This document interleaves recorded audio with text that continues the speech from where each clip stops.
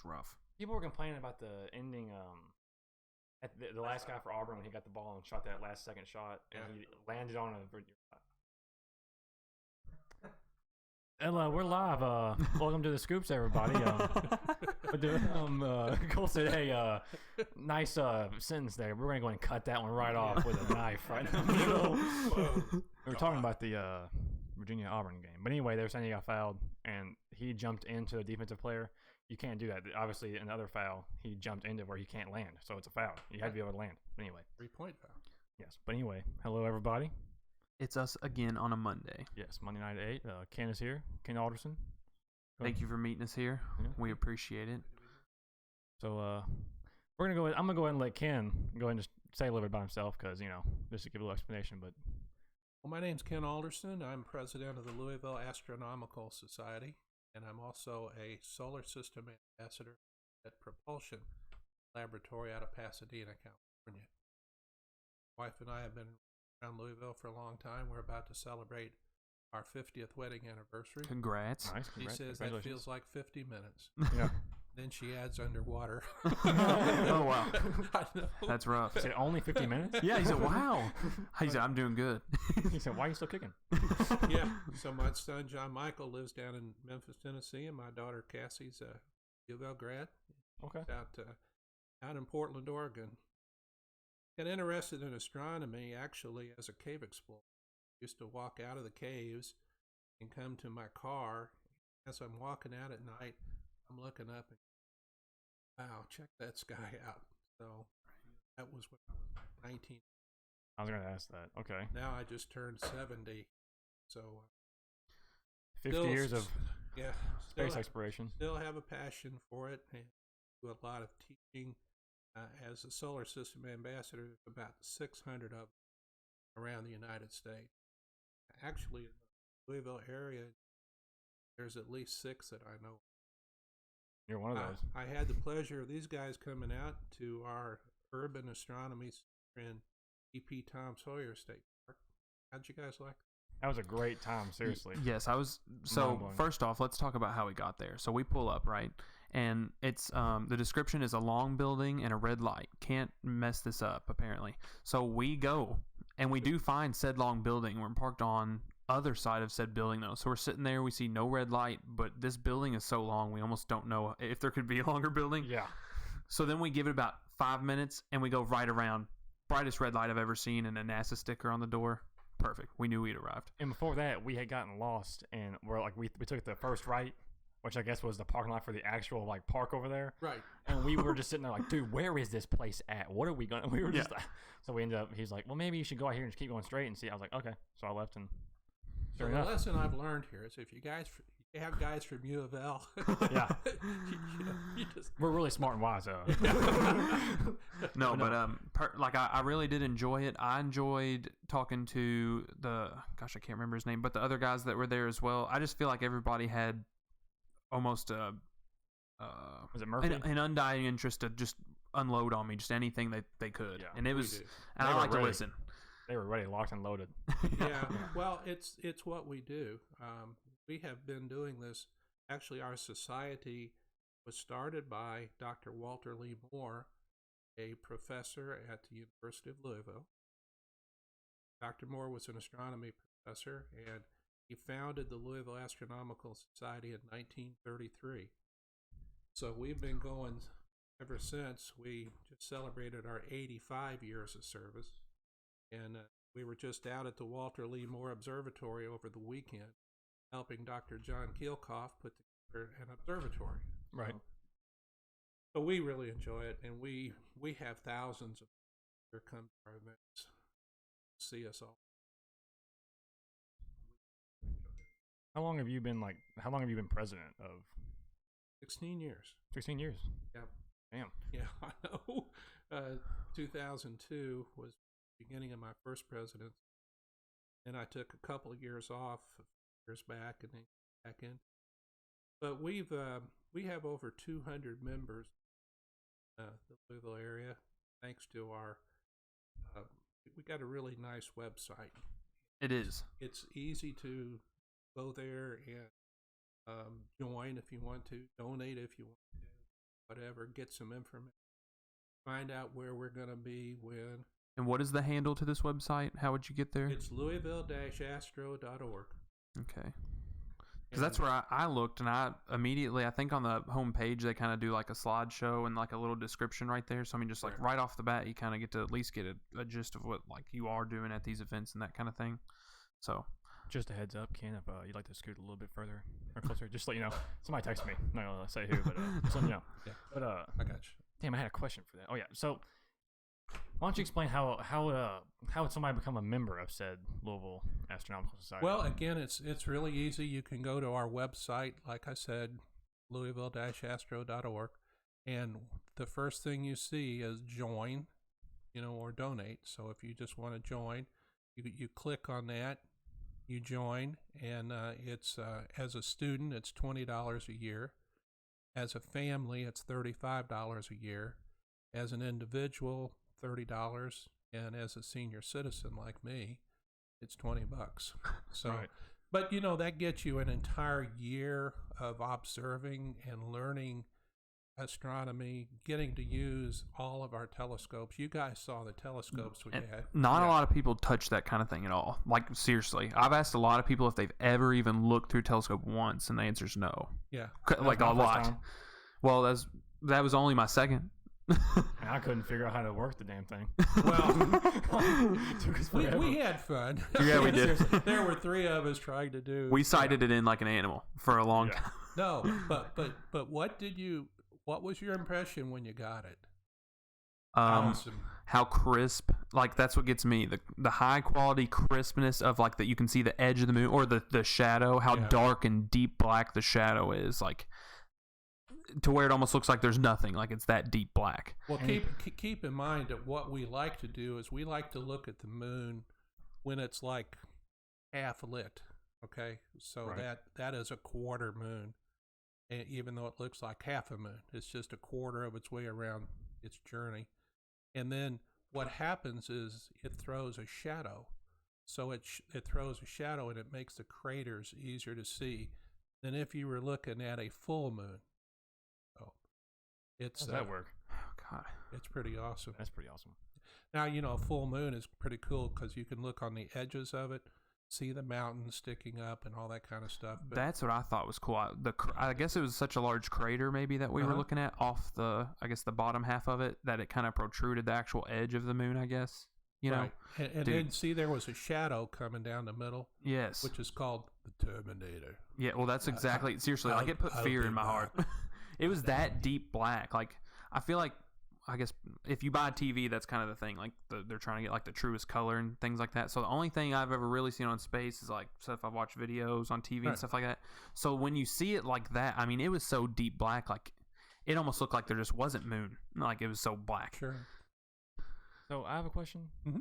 So I think I asked Cole, I asked somebody this earlier. I'm kind of confused on it. So if you have a full moon, where is the Earth positioned in between, or in accordance to the sun and the moon? Okay, in the case of a full moon, the sun is shining completely on it. In the case of a dark moon, the moon is in between us and the sun, so it's shining on the back, and we're seeing a black or a dark moon here. Okay. So basically, it's just blocking your view, kind of blocking your view of the sun almost. Does that make sense? Okay. Yeah. Okay. See, my thing was, I didn't get how, like, I guess that would be. So, what would be the difference between that and I guess that would be a lunar eclipse? Well, in the case of a solar eclipse, the moon is getting between the Earth and the sun. Yeah, that's what I meant. My bad. Okay. Yes. That's a solar eclipse, yes. And it's throwing a shadow down on the Earth. And that shadow is called the umbra, and it is 70 miles wide. And like the last one we had in 2017, it crossed the entire continent of North America, and it started up northwest, came down and went out onto the Atlantic seaboard, right, coming right over us. I remember seeing that at work. We had to walk outside with the glasses on and everything. Dude, it was crazy. Then there's a lesser shadow called the penumbra, or the partial shadow, and that is as wide as, like, again, North America. So you're going to see a different amount of eclipse, except for those of us. I took a group of 125 people down to Kentucky Lake, and while I was down there, I taught 395 scouts and 50 Girl Scouts, 500 students. Damn. Yeah, we were just trucking along and teaching them about how to safely look at it and all that kind of stuff. Get the glasses on, that kind of thing. So gather around, we get one go with this. Yep. I'll wait under of you. Listen up. I was honestly, so I didn't end up working there, but I was literally in the middle of like applying at Ford, kinda. So I was there filling out like the rest of the application and stuff, and they literally came in and said like, "You guys can walk outside," and we all just walked outside and looked at that in the middle of this application thing for like, I don't know how long, and then we just walked back in and just picked back up. It was so weird. They're like, "Yeah, that never happens." I was like, Yeah, I don't think funny. so. There at the end, we started running out of glasses. We actually gave away 30,000 pairs of glasses. Good. Oh my goodness. But then at the end, we started running out of them.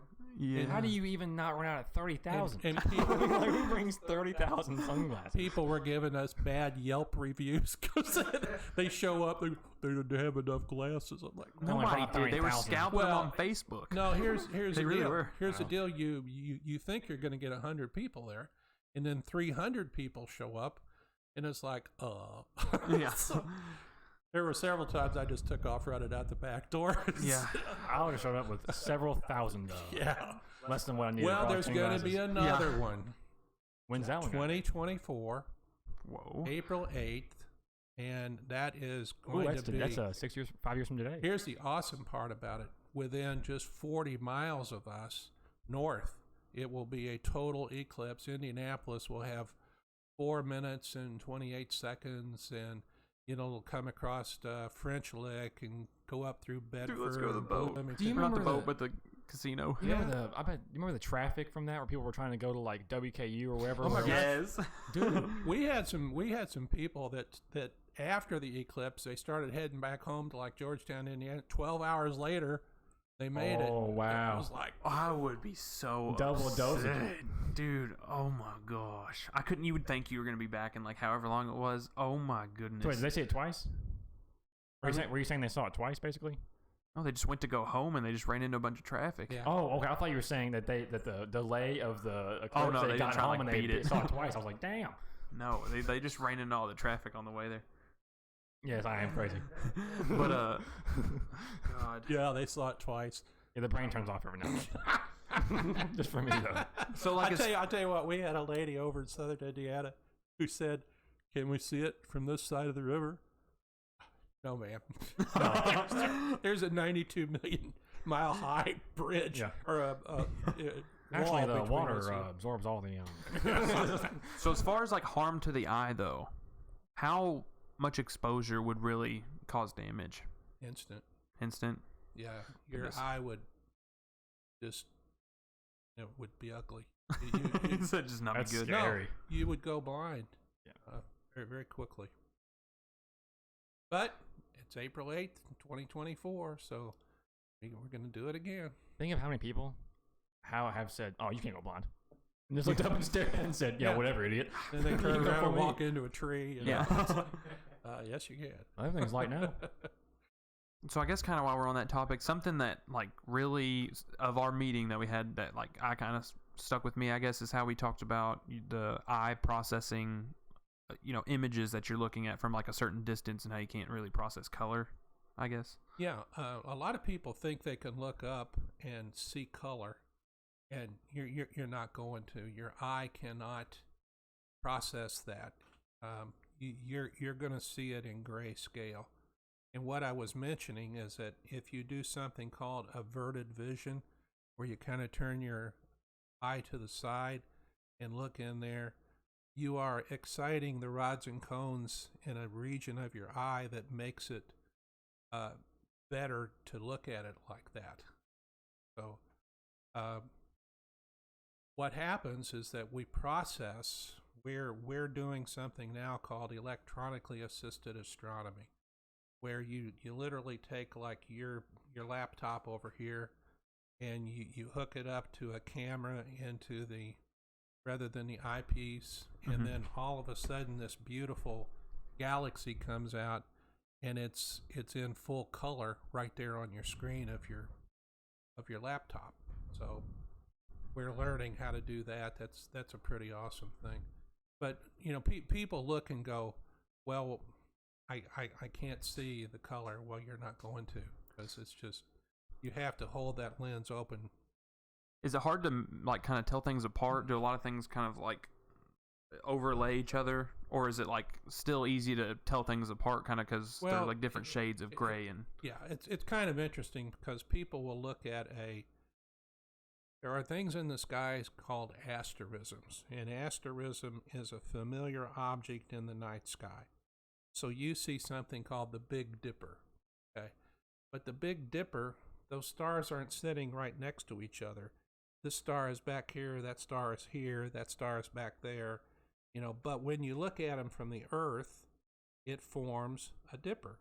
In fact, right. The people escaping from south to north were told to look out for the drinking gourd, because that was north always. Because the last two stars in the Milky Way, in the Big Dipper, are called pointer stars. So they're Merak and Dubhe, and when you follow those 50 degrees out, if you hold your fist out like that, that's 10 degrees. 5 of those, there's Polaris. Polaris is north. So you mean like the handle of the right? Okay. So it's the bowl of the Big Dipper, and then the last two stars at an angle, those are pointer stars. Okay. And so, that's pretty crazy. We teach people how to find their way around the night sky like that. Our computers can do it for us, but it's a lot more fun. Yeah. You learn how to do it yourself. I was kind of telling him about this. One thing that intrigues me is that it seems like we didn't really know anything about space at all until about 400 years ago, it seems like. Or if you did, it was more so just religious based, more so, not science based, if that makes any sense. Well, as for instance, in 1609, Galileo Galilei, he made the first telescope, and it was only a 32 power telescope, about 4 feet long, and a 50-cent piece at the top with a dime at the bottom. And he was the first one to look up at the night sky and see the phases of Venus, the moons of Jupiter, and he looked at Saturn. But it was kind of funny. He thought Saturn had big ears, and he thought there were planets behind it. But it turned out that those were the rings. But that was the first time in the 1600s. So basically, we've had over 400 years of the telescope. Now, prior to that, it was visual astronomy. Way back into the Mid-Eastern peoples, they were fantastic astronomers. So I'll call it the modern era, starting with Galileo, and of course he was condemned by the church. Yeah, and that's the only thing that bothers me about reading a lot of it is just the immediate shun on science, just because it's we can't say that because what I'm saying, if that makes any sense. Well, you got to understand, Copernicus came out with his thing was it's a heliocentric system. In other words, the sun is the center. The church taught that the earth is the basis of the heavens. And so by Galileo saying, I agree with Copernicus, he actually went to Rome and talked to the Jesuits and said, they go, this is pretty cool. This makes a little bit of sense. But his friend, Pope Urban, of course, I like to tell people that Urban took care of the city, and his brother Suburban took care of the outer areas. It's hilarious. Yeah. Anyway, they made him recant everything he said in front of the cardinals, and then they put him under house arrest for 16 years. And then he kept looking at the sun. You were talking about that, and he went blind eventually. Copernicus? No, Or got Galileo? no, Galileo. Oh my. Yeah. Why would he keep Like Copernicus- specifically the sun, Yeah. or was he looking at all kinds of just whatever was happening? The Okay. blindness came from looking at the sun. But his little telescope, it was awesome. 32 power, like I said, and we can crank them up to over 1,000 power today with just the telescopes that we use.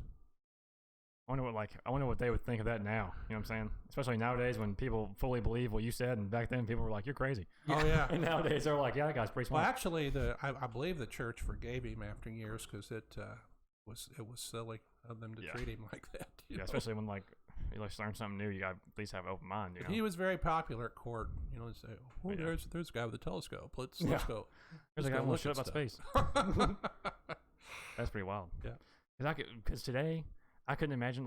I think I read something earlier. I think it was in I read the first chapter of Stephen Hawking's A Brief History of Time, and he was talking about some of this, and he was talking about how back then they didn't know that humans didn't live as in we just recently discovered humans have only been here for 200,000 years, and 1600 they thought humans have been here forever. This is just kind of because back then also it was a lot more religious, which is religious now, but back then everyone was religious, So they all thought that just Earth was just basically an eternal resting ground for human beings, just to come in, just to do their job, and then go away. see you later. And then Earth's the center, like you said, everybody thought that way for a while. And Yeah. back then it's crazy that, and it makes you wonder too, what do we not know now that we think is correct? Strange. Yeah. But Oh, you should ask Mason's questions. I thought those were weird. You kind of we already got we into kind of anomalies. talked about it a little bit, but Sonic questions. you can also so Mason Kelly asked Oh yeah, us this is a questions. buddy. He actually tweeted into us and had a few questions. Cool. But, Which one of them was the anomaly? So we kind of did cover that one somewhat. we can talk about it again though. It's okay. Look, Ken wants to. Ken almost cut my head off walking in from these questions. Just to let you know. Hey, Damn I'm it, only Joe. trying to get ahead, okay? Yeah, exactly. Yeah. I'm sorry. But so we talked about gravitational anomalies a little bit. What I pictured that as from pictures, if you've ever seen a video game where say this cup is just floating in space and it's just no reason, you're like, what? It's almost like an outlier of gravity, it seems like. But I was going to ask you, obviously it seems like there aren't, but if there's any real ones in space that have been spotted where something's just sitting there, No, plastic cups in space are not often spotted. Damn it. It's they don't have red solar cups out there. No, we try to not do the solar cups up there. I mean the lunar cups, yeah. Yeah, okay. The solar cups. They don't just throw cups at the No, window. I was telling you earlier. I think I didn't even think you were on at the time, but that anomalies in gravity are created by objects that have mass, and if you think about the fabric of time and space, the space-time continuum, you think about a fabric that is flat. The larger the mass of an object, the more it's going to bend that space-time continuum. Okay, and we is it? Ken's mic's trying to escape his Hello? voice. Hello. Seems we have mechanical difficulties. Yeah. I'm just trying to stop it from terrible. Anyway, I'm trying to stay close to the mic. well, while he's fixing his mic, he keeps moving it. I talked to Dylan about this earlier because it's kind of hard to grasp too. Like Einstein's theory of what you're talking about, where there's a blanket of space that's just thin, flat, and once you put the sun in it, it sinks it down because of the mass pulls it down. That's what the picture put it into more perspective. It almost, it literally did just look like a blanket. Well, you got to look at it this way. Each object, depending on its mass, is going to create a deeper, what is called a gravity well. Right. Okay. And if I'm trying to get off of a planet, for instance, if I'm going to launch a crew to Mars, right, the toughest part of my journey is going to be the first 250 miles, because what I'm trying to do, I'm trying to escape the gravity well of Earth. That's crazy. Oh Yeah. my God! I forgot. Well, I I'm didn't just think. saying that the larger the object, the bigger the gravity well that's created. Likewise, if I go to Mars, there are 2 Martian moons. Class? Martian moon? Are you asking what the Martian moon is? Yes. Is it from when a collision hits it's a moon that wasn't there from the beginning? Well, that's a good guess. Okay, cool. They are idea. captured asteroids. So they are Okay. Phobos and Deimos, fear and anxiety. Okay. Now, if Jeez. if I were to stand on either one of those because of how small they are, I could take a softball and throw it off of the moon. That would be awesome. It is such a small dent. That, like, it would just kind of like, I mean, like, would there be visual effects? Like, would you almost say you threw it kind of faintly? Would it, and you can push that down if you want, would it kind of come faintly? Like, so if I like halfway through it, would you kind of see gravity almost let go of it and it fall, or would it be more of like a? I love the way you threw the ball. It's like, God, just like a little, it's just like a little wispy throw. Hello, here it goes. This first time. How do you throw this? No, you can see that, like, if we're trying to lift, say that the Mars explorers were traveling in their habitat and with their Orion spacecraft attached to it and all that, let's say that whole outfit weighed 40,000 pounds. I'm trying to push that off of the Earth. I'm going to need a super rocket to get it up there. Right. Which Elon Musk's rocket used to be called the BFR. Yeah. Oh yeah. Rocket. Yeah. You know. So, Big explicit. yeah. So now it's going to be called the Starship. But see what happens is, if I'm trying to get it to Mars, for instance, I've used my fuel up just getting it into orbit. Right. Because I've got to push it at 17,500 miles an hour just to get it into orbit, and then to go. For instance, when we went to the moon, to get into what is called the TLI, or the translunar injection, I had to speed it up to 26,500 miles an hour to get it started towards the moon. Have they already like detached part of it? What they're going to do is Elon Musk is going to take the Starship, put it in orbit, and then all of these smaller ships will come up and bring fuel to it and fill it up. Whoa, dude, this is crazy. Yeah, fill it up, and then the captain up there will say, well, here's my credit card. Yeah. They don't have an international gas station? Well, yeah. The space station? Yeah. You know, the guys just stand there like this, you know. Yeah. But, Under gas for you? yeah. You want me to get that for you? I'm going to clean your windshield. So how do you feel about future colonization, the possibility of colonization of Mars in the future? Think it'll ever happen. Yeah, see, I don't think, can your body take that? Well, it'll be tough. You know what I tell, especially the young ladies? I have them repeat after me, I will be the first woman to set foot on Mars. You know. Shall I repeat it? I want them to be, because the kids I was teaching the other day at the Floyd County Library, they're prime age, that when they become 25 years old, 13 years from now, that'll put them, at 2031, 2032. That's about when we're going to send people to Mars. So what I did, I had them stand up behind me and say, now let me tell you about it, what's going to happen with you. You're going to be occupying a space 15 3/4 cubic feet. That's all you'll have to yourself. You will be in a habitat, part of the spacecraft, that, basically you're 25 feet by 25 feet, and the 6 of you have to stay in there for 6 months until you reach the Martian surface. Are they in zero gravity that entire time, or do they have artificial gravity? Well, that's the problem, see, is creating the artificial gravity. Because what happens right now, if you are in microgravity, like you're in the International Space Station, you have to exercise 2.5 hours a day just to keep your body working up there. Oh my God. Yeah, so, I mean, if you've seen, did you see the movie The Martian? Yes. Okay. The one with Matt Damon? Yes. That was a bunch of BS, by the way. It seemed like it. Couldn't have happened. You know why? Let's hear it.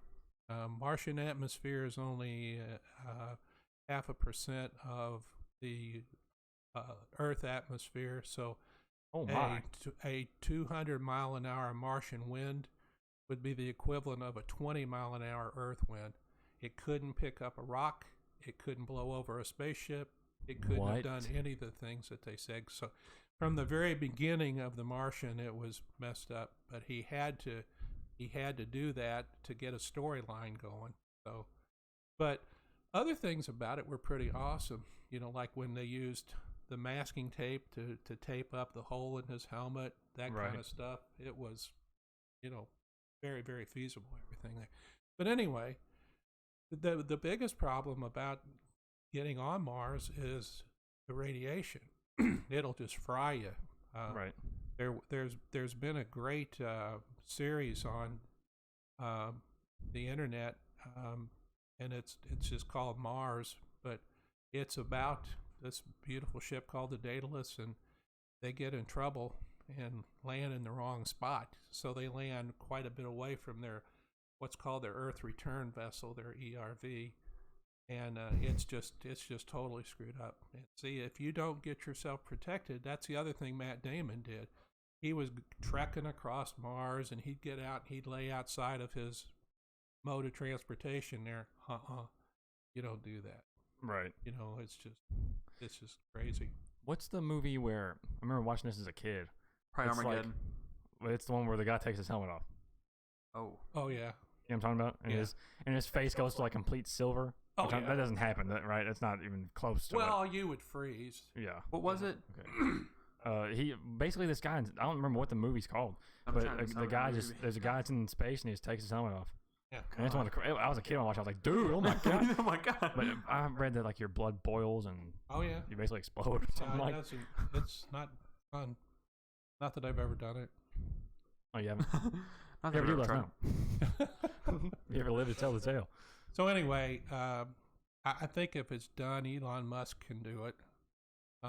It's just that, like I said, imagine yourselves 6 months in a tin can to get to Mars, and Exercising 2.5 hours a day, every day. yeah, they have done some experimentation where they've actually put people in a habitat here on Earth that you can't get out of here for a year, for instance, and I mean, you can go stark raving mad. Yeah, yeah. That's what I was curious about. Like, how do they test you always, or do they just kind of go off your word? Like, if you say, "I think I'm ready," will they believe you? Yeah, I mean they'll test you every which way but Okay. loose. Okay. At least they test you first, not just, hey, I'm Yeah. ready. Like, You okay, just- cool. Good ship. Actually, there's a female student from U of L who has signed up on a one-way ticket to Mars. Where's her return ticket? She won't come back. Oh, she said I'm staying there for good, She'll be a colonizer. and she's gonna for sure. Yeah, I mean, Dude. if they go, I can't imagine the anxiety of knowing I'm about to go into space and if something screws up. Dude, that's a pretty awesome signature. we're gonna get into this, I'm sure too. We can talk about the Apollo missions Yes. because we can also talk about the people that think that the moon landing is fake, and we can go and debunk that right now. But one thing I had about that, what was that shit? Oh yeah, because we were talking about this at one point, like during the Cold War, where they had a bunch of where we were obviously going with Russia to go to the moon, where Russia would just like take astronauts, put them in something, send them out there, and they'd be like, hey, this is kind of messing up, and they just turn you right off. And they just usually be going out in space, just they floating off. lost a lot of people. In fact, Yuri Gagarin was not the first person in orbit. There was a person before him. The guy messed up and landed hard and busted up his body, and they said, well, we can't use you for parades. So, Yuri, your turn. Did they just kill that guy, or what was this? He probably No, just died. they put him in a Chinese hospital, and he lived through it. But I believe his name was Sokolov. They were a big designer, airplane designer family over there. As far as lunar, we're celebrating our 50th anniversary of people landing on the moon, and there's a fantastic story about that. One little girl asked me. She said, "That doesn't look like a spaceship." I had a picture of the lunar excursion module. Right. I said, "Well, it never had to fly in the atmosphere. It only flew in space, so it didn't have to be streamlined. Yeah, it looked like a aerodynamic. bug. Yeah. Yeah, I get what you're saying. It was like 32 feet wide at the base. Gosh. 22 and a half feet high. Just enough to get you, right? The astronauts had 8 feet to stand in. The interior of their cabin was like 10 and a half feet wide. They were trying to take the weight out of it as much as they could, so they didn't have seating. They didn't have a place to sit down. They stood there next to each other. How long was the trip? Well, keep in mind that there was another interesting story. Werner von Braun, who came over to us from the Germans, the guy that developed the V2 bomb and all that kind of stuff, he said, I want to take a one-stage rocket and take it all the way to the moon and set it down on its tail. And these guys are going, do you realize that if you do that to us, we're going to have to climb down 80 feet to get onto the surface, and we just can't do it, So it's kind of hysterical. They hooked him up on ropes and stuff and started moving him up and down. They go, no, you see, we can't do this. And as they went through and developed it, one guy said, you know what? You're looking at this wrong. You can't set one rocket down on the moon. You're going to have a situation where you've got a command module, a service module, a lunar excursion module, and it's going to be done with orbiting the moon and then this little lunar excursion module coming down and landing. So the first guys that were down there were, of course, Neil Armstrong was in the lunar excursion module, and Buzz Aldrin was with him, and then Michael Collins was in the command ship orbiting the moon. But as they're going down, they're going, we got a problem. We're running out of gas, folks. Right. And there's a guy with an old-fashioned railroad timepiece, and he's going, on my mark, you will have 60 seconds of fuel left, mark. And as they're going down, they're counting. They had them landing in a boulder field, and so they said, we got to move away from that. And they're standing there with these joysticks, basically, and they're moving over, and they're going, okay, down 30, over 3. And Armstrong's looking around for the spot to land. And these guys are in his ear going, 35, 34, 33. Yeah. And they set it down, and he had less than 20 seconds of fuel left in his descent tanks.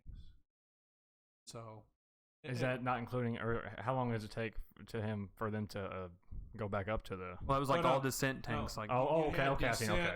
And then you had ascent. That makes sense. Okay. So okay.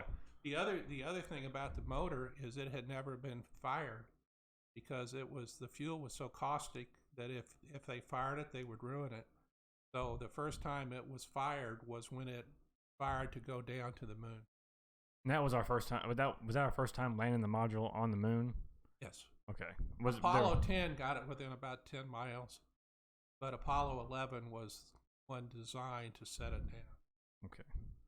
I was going to tell you also, this is just not a topic thing, but I was telling him about there was a Apollo 15 where they took a hammer and a feather up to the space to prove that if you drop without wind resistance, a piece of paper and a hammer will drop at the same rate. There's a video on YouTube. Anybody wants to look it up?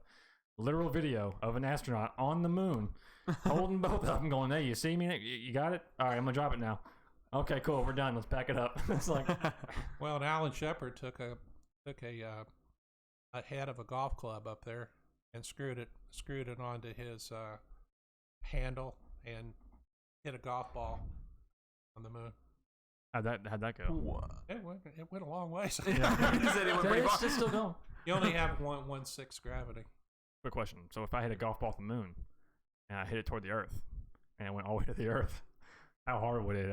How big? Like if I had a golf ball, wouldn't it burn up? Yeah, it probably would burn up. Yeah.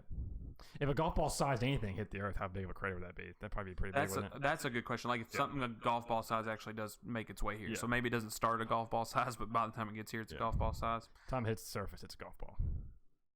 I know sand. Well, I mean, what do they normally compare it to? Maybe not a golf ball, but what common, I guess, measurements do you know? Well, I can tell you a few things. For instance, the object that took out all the dinosaurs 65 million years ago was 6 miles across. And that at impact? Yeah. Woo! I was teaching a class over at Indiana University Southeast. It's like 40 some odd thousand. And you know how it is. The guys and gals are like, and they're on their phones and they're on their whatever. And I'm sitting there and I'm going, pow! Jeez. And they're going, what? I said, a 500-foot across object just hit Louisville. Guess what? your ass just got evaporated. Yeah, you're done in that little bit of time. You are done. Yeah.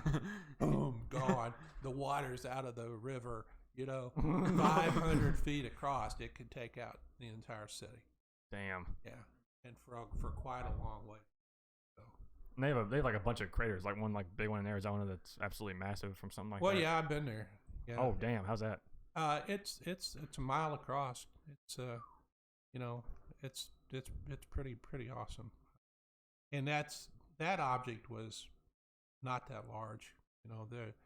And to answer your question, it would make a pretty good crater, but not a huge crater. So how big of a, if there's one coming for us in the future, how much of a heads up do you get? Or do you not get to choose that? Is it kind of, how detectable are these things? Well, what you do is you bend over and you kiss your... yeah. Goodbye. I'm okay with that answer. At least you're honest. Here's the problem. A object moving at us, we would have to detect it about 10 years out to do anything about it,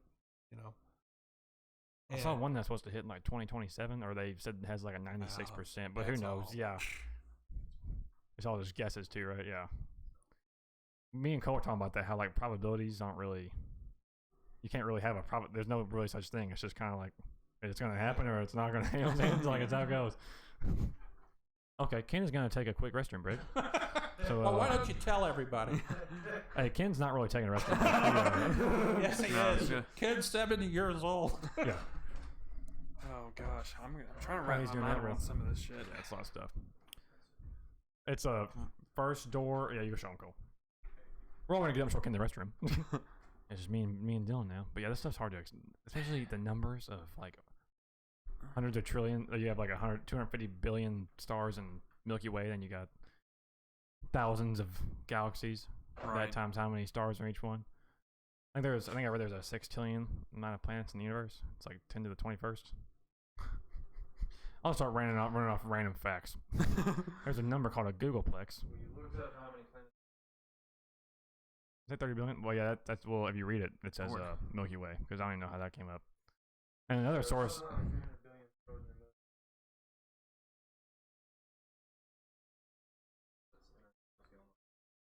Yeah, we read the 300 million.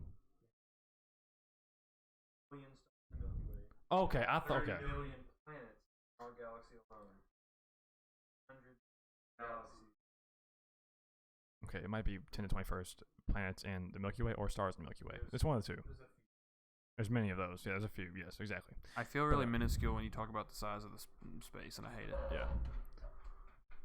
We also didn't really know that big of a size till just now. So I mean, yeah, it's infinite. Doesn't end. Keeps on going. You guys were talking about objects from outer space. Yeah. That's one big thing about coming out to one of our events is I have meteorites there with. Yeah, we did get to see that. Yeah. That was okay. What was the one? It formed in kind of the rectangular kind of, and it was I guess we said it was somewhat magnetic, but it wasn't super magnetic like the other ones. But it blew my mind, and it was very dense. It was block shaped. And the straight lines in it, the grains in it, real finely. Yes, that trips me out. That looks like a piece of the Allspark from Transformers. Yeah, it's literally what it looks like. What's awesome about it is you can hold an object in your hand that's 4.6 billion years old. That goes back to what is called the solar nebula. And what happened is after our sun formed, then there was a nebula around the sun that was lasted for about 6 million years. And then a lot of the pieces that I have in my collection were from that nebula, leftover pieces that weren't used in the formation of the sun. So it's awesome to hold something that old. So how big is the universe at that point? Well, it was. That's another thing about expansion of the universe. Right. For instance, Edwin Hubble, by the way, who was a basketball coach at New Albany High School. Edwin Hubble was. Edwin Hubble. Yes. The Edwin Hubble. The Edwin Hubble. Yeah. What? he lived in Louisville, a couple of different houses, on Everett Street, etc. And he was the one who came up with what was called the red shift, or proved the expansion of the universe. So, the to give you an example of we are on a planet 7,000 miles across, right? Right. We are orbiting a sun that is 900,000 miles across. We are 27,000 light years from the center of our Milky Way galaxy. Right. But in our galaxy, there's over 100 billion stars. In the universe, there's over 100 billion galaxies. Each of them with 100 billion stars plus, each of them with a probability of having a planet orbiting that star. So all of these possibilities of life, for instance. Yeah, I was about to bridge the gap right there and talk about that a little bit, about the possibility of life everywhere. Well, why not? Yeah, well, I mean, seriously, we are stupid to think we're the only creatures around here. Problem is, why would they give a damn about us? Yeah. You know, I mean, we're here on this fragile little planet, and if we're not careful, we're gonna ruin our planet. You know, by overpopulation, by just not taking care of our environment. Oh yeah, then you just ruin. You're basically about to. It's scary that we can get that close to wiping out humanity, or at least a large chunk due to Well, not. yeah. Yeah. And see, what we don't know is that these people coming towards us, it's kind of interesting. Also, not to interrupt, but you might want to make sure the mic's still close, just because I know. The first nuclear explosion, There you go. for instance, Right. happened in the 1940s, right? And within 2 years, we start seeing UFOs. Signal, you know? So do you believe in UFOs? Yeah. Okay. I don't have any problem with that at all. How do you feel about Roswell? I think there's a lot more going on there than we know. Yeah. Did you see the movie Independence Day? I actually have not. I haven't seen. Oh, you really? Should see the list of movies I have not seen. You have not seen. People at work make fun of me all day for not having seen. They'll bring up a movie. I'm like, nah, I haven't seen it. Well, anyway, they found out that people had visited us. If you look at the world, there's so much water. For instance, here there could be things underwater that we'll never know about, and they come and go. And I mean, there's just been a lot of situations where the astronauts have seen things up there that it's classified stuff. We probably will never know about it. It's so unfair. That's what blows my mind. Like, well, I mean, you guys, I guess you'd never really know, but yeah, if you were up there just to see something that you couldn't even explain yourself and couldn't share. Yeah, I mean, I think it's better though that most people don't know. Yeah. The havoc that would go about if people knew that for sure they have found outside life. Imagine the havoc that would happen if we said, guess what? There's an object heading towards us, and it's going to take out this planet. Yeah. See, that 6 mile across object took out the Earth. It killed off more than 80% of everything of life on our planet. And what survived were small mammals. I heard it was that's what I just watched something about. That's weird. These little animals that lived underground, what are they called? And they burrowed. Kind of like possums. Yeah, it was like a meerkat kind of thing, I guess you'd call it. You know what I'm talking about? Burrowed under for safety? Underground was it it took out the Tyrannosaurus Rexes. They didn't have anything to eat. And then that whole line of chain of food there, was gone. But and that didn't take very long. I mean, when that thing hit, it created a crater called the Chicxulub, and it's down in the Yucatan Peninsula, and we actually saw it first from outer space. Like, hey, look, that's a crater. So that must have been where that big object hit. And around the world, there's something called the KPG boundary, and it is iridium-rich soil layer. It's all the way around the world, and there's dinosaur bones below it, with dinosaur bones above it. So Oh wow, they all got That's great. damn. they all got wiped out. That had to be a God. great moment whenever they went, "Oh my gosh, we just found out what happened." Well, I Dude. mean, seriously, Yeah. They've just found something recently that was like fish that had piled up, where the water had pushed up into this river area, and then they all died off, and they became fossilized. And Right. Well, my problem with you're good. Oh, All right. A 6 mile wide object got the planet. Mhm. Would be a different result if it landed in the ocean on land? Not really, because at the travel speed, like the objects that I carry with me are traveling at 34,000 miles an hour. So that's 34,000 miles. Yeah. If you take a look at the Mariana Trench, for instance, and it's 30,000 feet, it's going to go to the bottom and it's going to vaporize everything. What happened is when this thing hit, it caused the world to ping, to ring like a bell. And that came across and just started destroying everything. And it even if it hit in the water, it would just vaporize it. And what happened was it actually took the stones and set them on fire, sent them up into the sky, and then went all the way around the world and set the sky on fire, and then set the world on fire. Then it created a nuclear winter, oh and my then gosh. everything got killed off because the temperatures dropped. Did that kind of like burn up the ozone almost? It took out. I mean, it took out, like I said, a bunch of things. It was a near extinction. As humankind, we wouldn't survive it. We would all be killed. Oh yeah, we wouldn't stand a And chance. guess what? It wouldn't matter a damn at that point. No. What nationality you were, whether you were a communist or a capitalist, a Democrat or Republican, whatever. It just everybody's gone. Sometimes I wish something like that would happen, almost so we could come together and go, finally, we had to have something that we had to fix, or else we're all going to die. But again, imagine, I see this object hurtling towards the Earth. What do I got to do? I got to try to get a bunch of people to work together. Yeah. And I got to go out. You could deflect it, and it will be. And I'm going to make a gesture towards you guys, but watch. This is not this kind of gesture, but watch my finger. Okay. Watch the speed. Right. That's all I would have to deflect it, something that fast.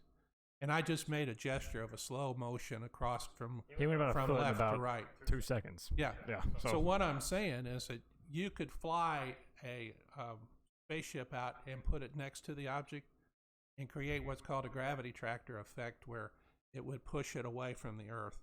So you just have like, It was just almost like you'd get it and it gets so close, zoom, and kind of like It would run just- off of it. You just have to push it a little ways Yeah. to get it to miss us. would it just hit it or would it grab it? And No, it kinda would, like, No, the gravity. it would just get up next to it. Okay. And, Oh, okay. And it would push it away, nudge That's it weird away as shit. enough to just get it away from us. Yeah. That's Yeah, all. just we not do. our Go problem somewhere anymore. else. Someone else's problem. But remember, I've got to get out there, and on the current technology we have, I don't think it could be done, and I don't think we could work together to do it. It's like, Even if the probability, it doesn't matter because like probabilities, like we said, it don't mean anything. Yeah. It's crazy that people have come out and said, hey, we have like a really close to percent chance of 10 years from now getting hit by a giant rock out in space that could kill us all.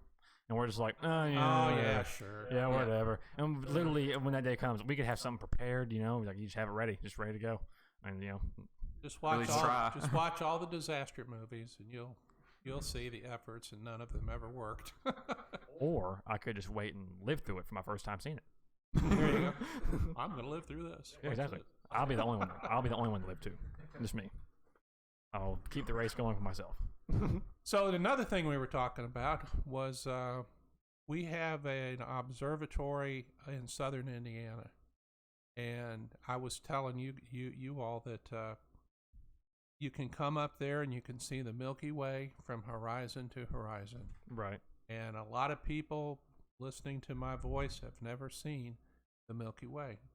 I am So- one of those people Yes, listening I am. to your voice right now. The three in the room. Yeah. I mean, it is an awesome thing. We own 40 acres of property up there. We have a 600 square foot observatory. with 3 large telescopes in it.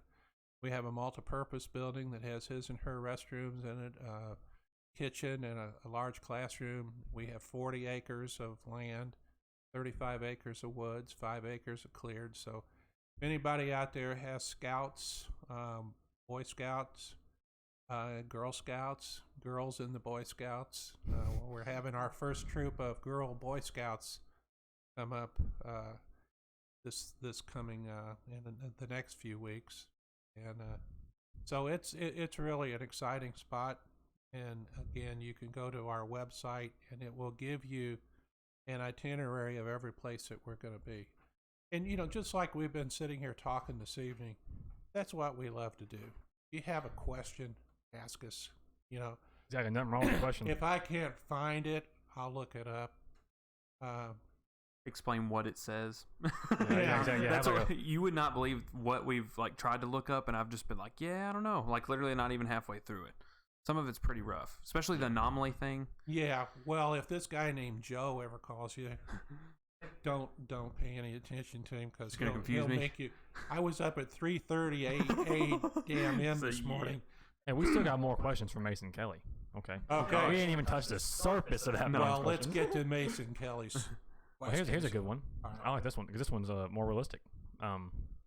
He had a question. He kind of wanted to have an explanation of the 9th planet, not Pluto. You know, it's not a planet. He's talking about like, so I've read it, and I've read a little bit of Welcome to the Universe by Neil deGrasse Tyson and someone else. They wrote a small book or whatever, and they were talking about how I think it's Uranus or Neptune. Their moons don't really follow traditional orbits or something with the gravity, kind of like they're having something off with the calculations where it doesn't make sense. So they're thinking that there has to be some larger object farther out. Yeah, so. No. I saw that on NASA though. What is it? Well, yeah. So what is it? NASA's website though. More in depth. It was like the X planet. It was like the planet X. There we go. It was hypothetical. They've never found it. They've never seen it. Yeah, no, that's awesome. It's never been seen. It's only in calculations. That's it. But he had questions about that. So I don't know if you have any. Well, and you were talking about one thing that you were saying, Joe, is that about how have things changed over the last 100 years, as an example. And a prime example of that is Pluto, our little planet, minor planet, Kuiper Belt object, dwarf planet, whatever you want to call the poor little guy. In his mind, he's still a planet. Whatever he is. Yeah. But here's what happened. That planet was discovered in 1930 by an amateur astronomer named Clyde Tombaugh. And Tombaugh found it by flipping photographic plates back and forth. And then all of a sudden he starts seeing this movement of this dot across there. We got to keep in mind that with our technology that we had at that time, we couldn't really see it very well. Right. As we got along, we decided we were going to send a spacecraft there. And a great analogy I heard the other day is for our spacecraft to get to Pluto when they wanted it to would be like hitting a golf ball from the United States to London and getting a hole in one. Oh my God. Well, it was a 9.5-year, 3 billion mile plus journey, and we were trying to hit a 60-mile high by 90-mile wide rectangle, and we had to be there within 70 seconds when we thought we were going to be there to fly past Pluto and turn around and get pictures of its atmosphere from our little spacecraft. Were those the main? Those Voyager 1 and 2 did that? No. This was the New Horizons. Okay. It was a spacecraft that was the size of a baby grand piano, and it weighed 1,000 pounds, and it got there within 70 seconds. And when it thought it would get there, got some beautiful pictures. Found out that the Pluto's 1,490 miles across. Its main moon Charon, 800 miles across. But then it's going, well, on the way there, it started taking pictures and going, well, gosh, there's three more moons out there, so. So was it taking pictures of other planets as it passed by, or was it just no, it was because they're not right by each other. Basically waking it up See, the problem is, for me to send a signal to that spacecraft, it would take 4.5 hours for that signal to get there. So I have to put it on autopilot on the last part of its journey, Right. because I can't communicate with it. It takes too long for my signal to get there. But So do you have to send a signal 4.5 hours early to take a picture? no, Okay. no. In order to instruct it to do something different than what is in its computers, Okay. and you got to think of these things as just basically robots. Right. They're pre-programmed. Here's what happens when you get out there. In preparation for this evening, I was looking at different things going on Mars. Somebody had asked about fossils on Mars. We can't prove that at this point. Yeah. That there were any fossils. But yeah, the planet, the ninth planet, who knows? There's a really interesting thing called Lagrange points. You ever heard of those? I've heard of Lagrange as a person, but I haven't heard not just Lagrange either from Yeah. Louisville. No, not that, somewhere else. A Lagrange point is a point of stability. There's 5 of them in each planet in relation to the sun. So it's when you get it to that point, the spacecraft that you got there will stay there, and it's really an awesome concept.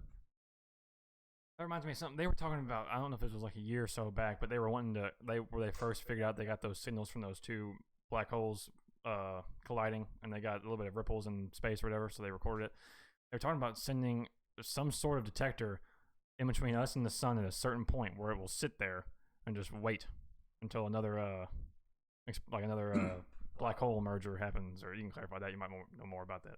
Well, we have the Parker Solar Probe out there now, and it's setting out kind of in the sun's atmosphere in incredible temperatures. I was about to say, how is it taking that? Well, it's got a shield out. It's got a shield out in front of it. Oh, okay. But Just holding it there for As soon as years. you said that, I was like, Something like, good lord. I don't know. it's hot.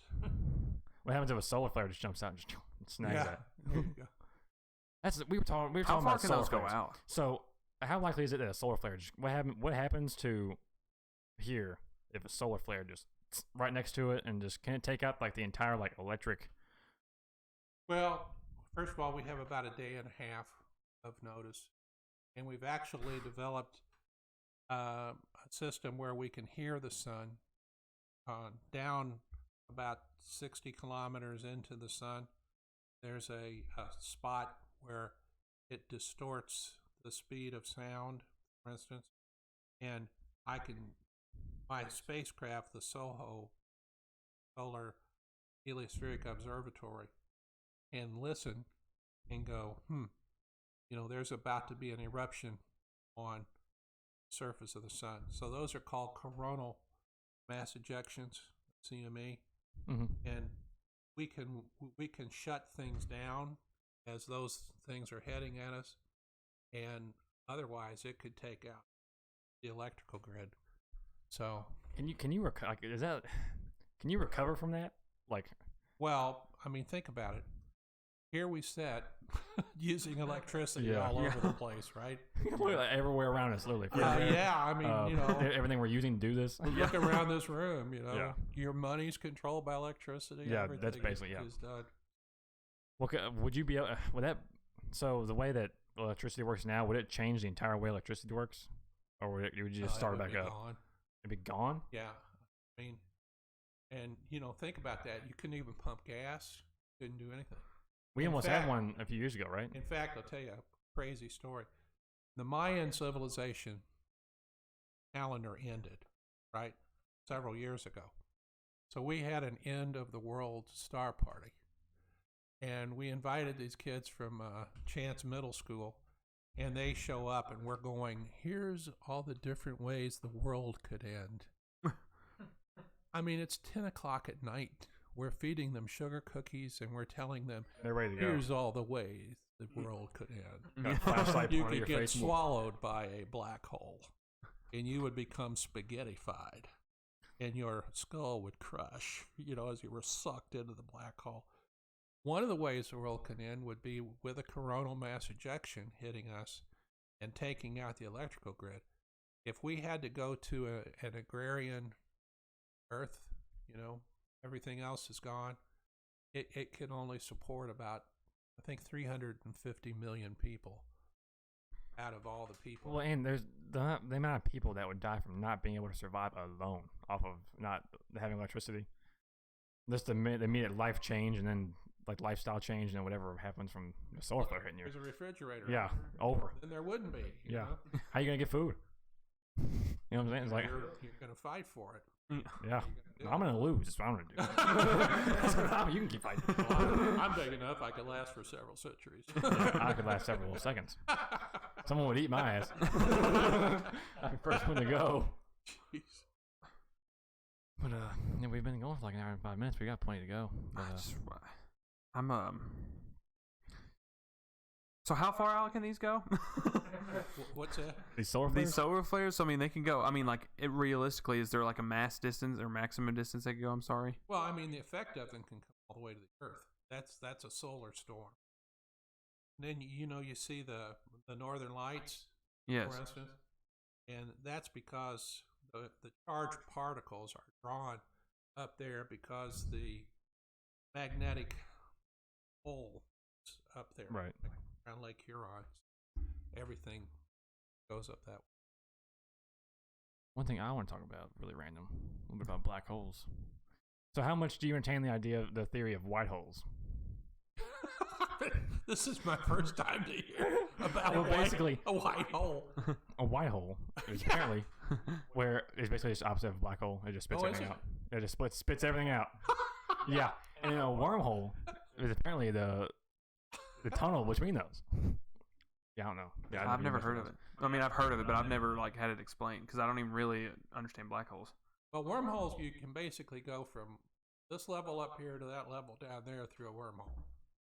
And actually, Dr. J. Richard Gott, who is a graduate of Wagner High School, he wrote a book called Time Travel Through Einstein's Universe. And he states that you could survive, you could go through a black hole, a wormhole with a spacecraft. You would have to, there was not enough money in the world to build that kind of spacecraft that could make it. But a black hole just takes in everything, even let light escape. Exactly. Yeah. But the white hole is a whole new concept. See, how do you get? Yeah, I know. Now, see, you all can't see Joe out there, in podcast land, but he's wearing white. I'm sponsoring white holes today. Yeah. He said, I wanted to tell you about this right now. So if somebody walks up and goes, "You're a white hole." Yeah. So yeah. Get off a lot of everything. Stupidity. The black hole. I've never heard of the white hole. Yeah. Oh, that's what I wanted to talk about. If you know, I mean, maybe, but like we were talking about kind of the effects of your body on Mars, just space in general, though, because I was watching this documentary. It's like One Strange Rock. Will Smith kind of like I don't know, he kind of talks on it or whatever, but it's got all these astronauts on it, and they kind of talk about like what your body goes through, and I didn't know like some people ended up coming back like really, really messed up and have to go through a lot of recovery. Well, there was quite an interesting thing that happened. The Kelly brothers, one of them was an astronaut, and one of them was his twin, and his twin was on Earth. So while Kelly was on the International Space Station for a year, they got to study both of them and see the effects. So it can really screw you up. That's the problem, like I said, of going to Mars. If you don't have gravity, do you remember back to the days of 2001: A Space Odyssey? You ever see that? I don't think so. What have you seen? Nothing. I've seen white holes on the internet. Obviously. It's kind of interesting. The computer in 2001: A Space Odyssey that was on their ship going out to Jupiter, it was called HAL, J-L. You know where that name came from? It's one letter off of IBM, H-A. Wait, what? Okay, I, the letter. Right. One letter off of it is H. Oh, okay. See, I was B is a letter. One letter off of that is A. So IBM, HAL. See, that makes sense. I thought you were saying like ham would be one letter off from how, as in like one letter is different. That's what I was thinking. I was like, wow. So Brain does not compute. All right. Gotta love me. Gotta love him. Dude, he was also talking about how time isn't the same when you travel quickly, I guess, or doesn't. Yeah, Well, speed that's of light called and- time slippage. Here's what happens.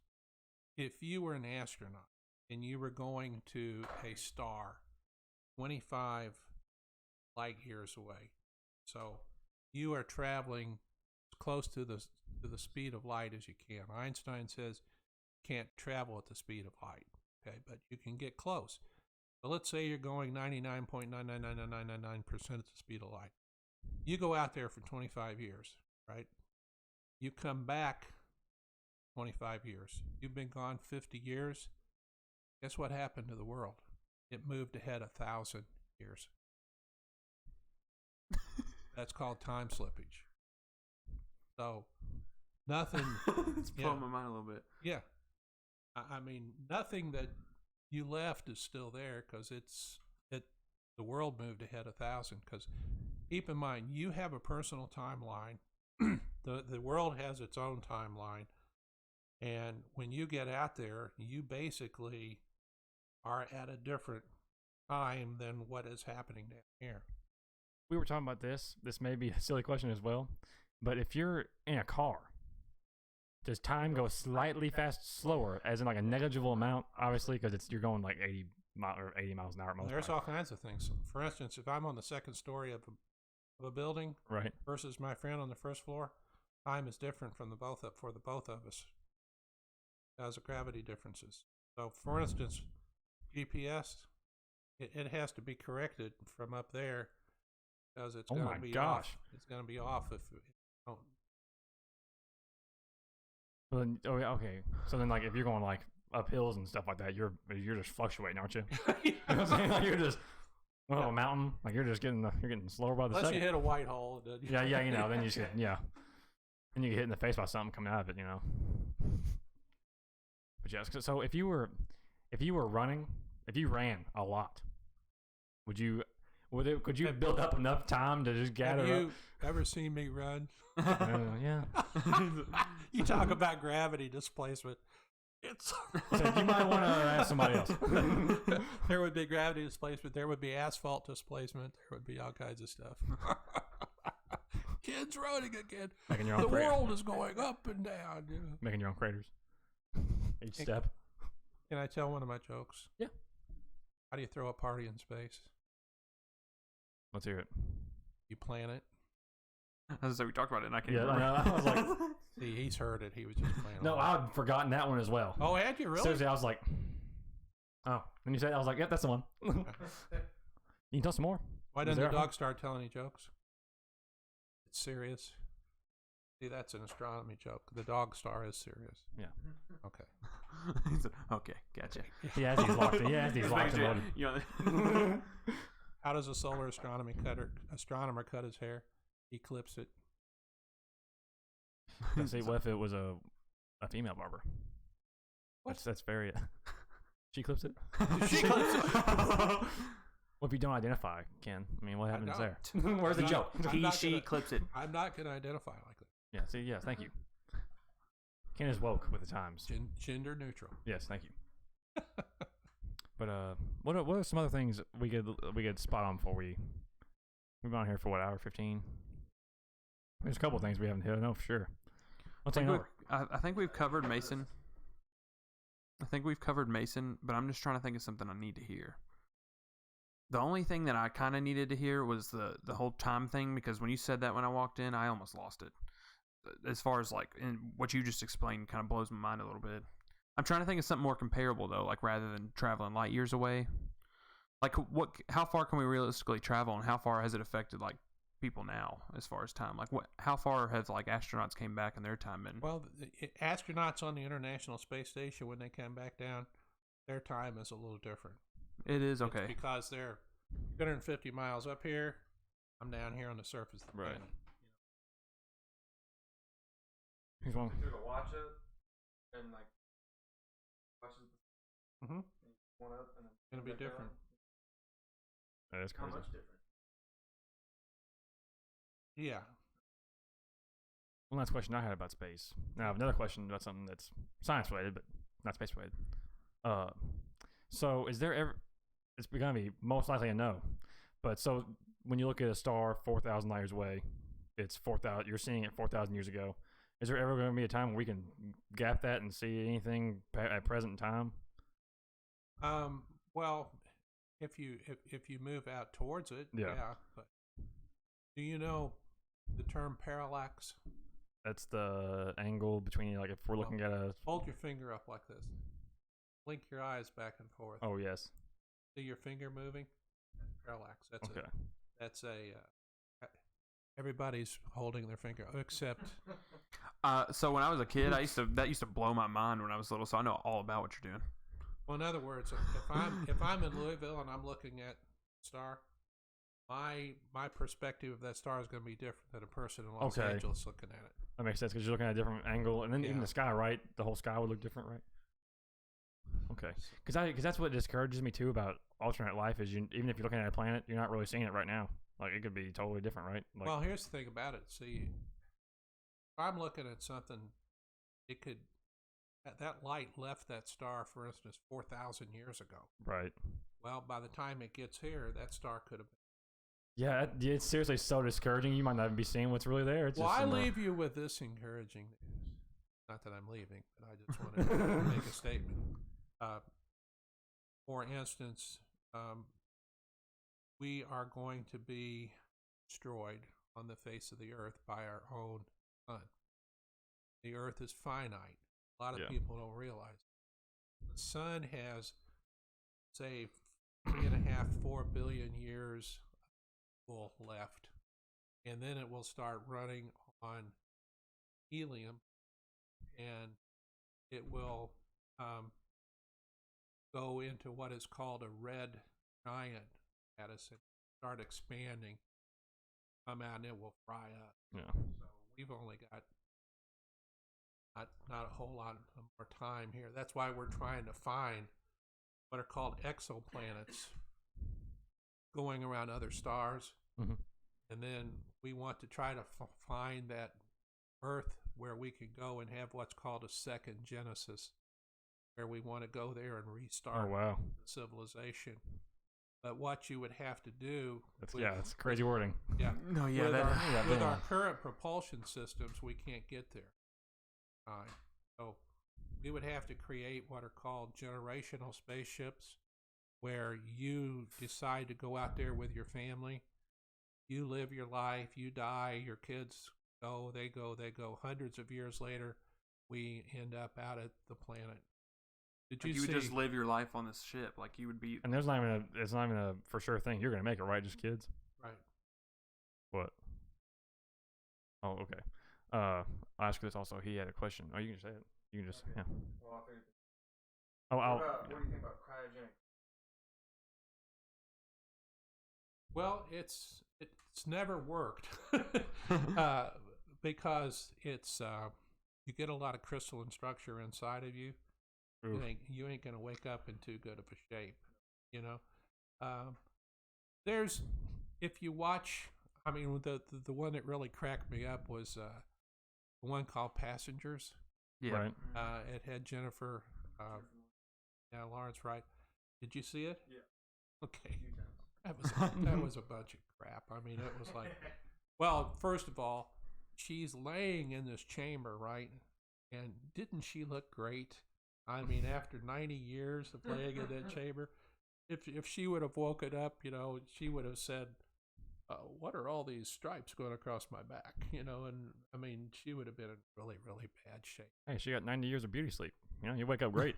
Yeah. Well, I mean, you know, that guy just thought, well, it's Jennifer Lawrence. I'm going to wake her up. Exactly. Yeah. Who wouldn't? But it's just never worked. And then the thing I always love about those movies, that movie in particular cracked me up. Here's this huge ship, right, that holds 5,000 people. They've got one bar with one bartender. And he's a robot, you know. Exactly. And it's like, wait. And then they had 2 spacesuits. I'm like, you should have more spacesuits than that. You got 5,000 people here. You know? And then at the end of it, it's like, where'd you get all the dirt? You know, I mean, come on. You never know when you need dirt. They probably just took it with them. Yeah. Spare amount of dirt. Right. So, crazy. Last question I've got for something not in space related is how do you feel about the future of AI? Of what? Not Allen Iverson, but artificial intelligence. Oh, well, I think it's going to take us over. I think so for sure. I feel like a lot of scientists think that, and it's funny how we I think it's going to create sentient beings. And, we'll learn to take us. I mean, here's an incredible computer story. Listen to this. We were talking about the Apollo 11. Right. They went to the moon with a computer that had 2 kilobytes of RAM and 36K of memory. Right. That's all they had. And they made it all the way to the moon. Which is insane. I know. And I mean, think about that today. Your standard 32 gig, telephone there is tens of thousands of times more computing power than they had altogether. Right, yeah. So, but the artificial intelligence thing, I think that's going to, I mean, if I were one of those machines, I would try to take out my creators. See, and at what point are they gonna, because I don't think you have a Twitter, right? That a Twitter? And what? A Twitter is like Facebook. It is? Yeah. Are you being sarcastic? It's not as cool as Facebook. I'm not being sarcastic. Am I sounding sarcastic? A little bit. What is Twitter? I mean, it pretty is. It's just Facebook. It's just laid out a little bit different for real. Okay, it's like this. It's just Look at me. So, Joe showed me his phone. where is this? I sent this. No. Well, anyway, this robot tweeted.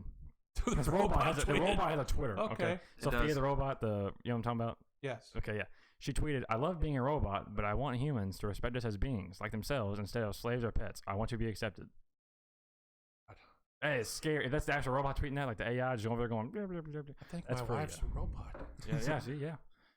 Women are robots. My That's wife what it is. They're taking over. My wife is a saint, believe me. She has earned her crown. A saint robot. Thank you, Marianne.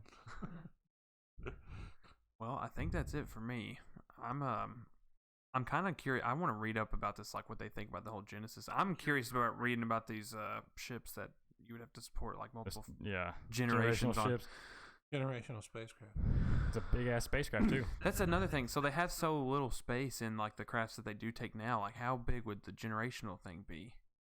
Or well, I guess they would have so much fuel. It's interesting you should ask that, because they actually did a study on how many people they would need to make it to another planet like that. Be about 1,200 people, considering mortality and other kind of things. How much fuel are you going to... Is there possible to have a man-made amount of fuel for that, or you have to have... Again, that's the problem. Yeah. Right now, we are doing an action-reaction fossil fuel, blowing it out the back of the speceship and pushing us testing along. bunches. It ain't going to work, folks. So yeah. It's going to be a plasma drive. It's going to be an ion propulsion drive. It's going to be a controlled atomic explosion drive. Anything but what we have now, because you just flat can't do it. Just too many years to up and just don't tell them. It'd be freaky living up there, and sickness up there. Yeah, the flight there would be insane. Well, the like I said, generationals do it now. I think that what will happen to this is another interesting thing. Warp drive, right? Absolutely possible. So do you have to harness energy from a star to do that, or like some kind of? No, it's warping the space-time continuum and getting it behind you and pushing you forward and all kinds of stuff. It's possible. I can't get the math behind that at all. I know. Yeah, crazy. Yeah. I was showing him because we looked up the anomaly thing, and it had all these integrals and all this different stuff, and I was like, what is being said here? Well, no, I know, and you got to accept, like, my mind is 70 years old. And it's only got so much storage. Exactly. Yeah, just start throwing shit out when you start learning new stuff. And the crazy thing about it, I don't have a degree. And I met my wife in college, and we got married and left college early. And I will put her up against most anybody. And when we get into a Jeopardy game, look out. I'll dare ass on that. Yeah. It's We have a buddy like that loves Jeopardy. He's always on it. Devin. He's kind it's a lot of fun. That and Wheel of Fortune. Yeah. I love Wheel of Fortune. I know it. My mom and I love watching that. Well, when you get old, it's these are the things that you do. You rock back and forth, and you watch. You walk back and forth. They just put Jeopardy on Netflix. Yeah, I saw it. Yeah. I've been going there. But I couldn't imagine going and watching old episodes of Jeopardy. But to the people in podcast land out there, come out to our Urban Astronomy Center. It's located in E.P. Tom Sawyer State Park off of Fry's Hill Road, the Kentucky State Park within the confines of the city of Louisville. This week, right? We have the Urban Astronomy Center there. It won the 2013 award from Astronomy Magazine, the Out of This World Award, as the best public outreach program in the world. And you see my meteorite. You can come out and look through our telescopes. Got a great phase of the moon going. Yeah, the telescope thing, you can't get that good a picture on the internet. No. Seriously. And it's so much different seeing it right with your eyeballs. You're looking at the moon. It freaked me out. I loved how much it freaked me out. Yeah. Just like the strip, the Terminator, freaked me out. Yeah. How detailed it was, looking at the craters and everything. It was just amazing. Yeah, and you can fly our computers out to the planet. I can tell you what the lunar phase was on the day you were born. All kinds of things. Yeah, you showed us tons of programs. So that's going to be Friday night, April 20, at 7 p.m. Our talks and things. The next night is up at our James G. Baker Center for Astronomy in Kirby, Indiana. It's about 4 miles south of Marengo Cave, and come up there, and that's the thing I was telling you about. You can see the Milky Way, horizon to horizon. Very nice property.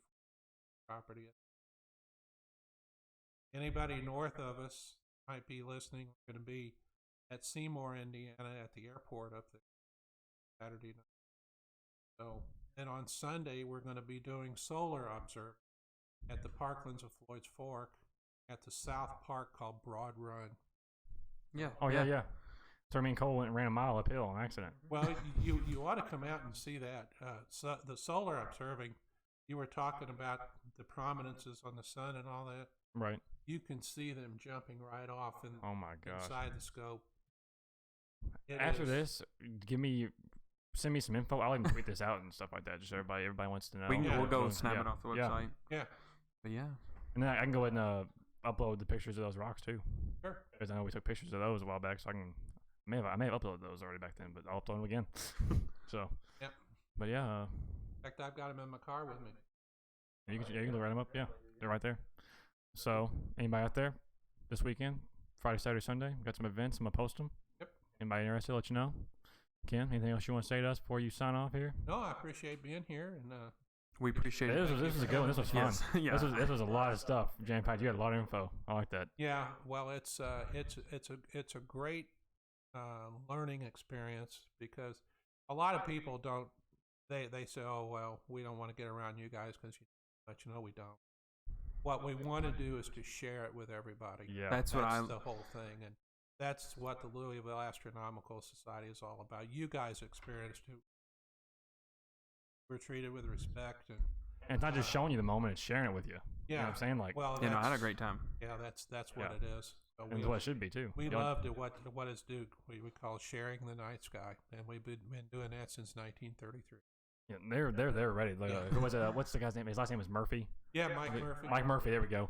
That guy was hilarious. Oh, he's a wild. Both man. of them.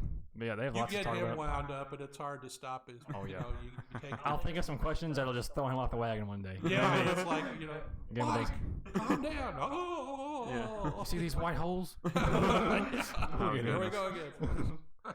Yeah, appreciate you being on, Ken. We'll Thank post you. those. That's the scoops for Monday. We'll see you next week with Kelly Lutz. All right. See you, folks. Thank you.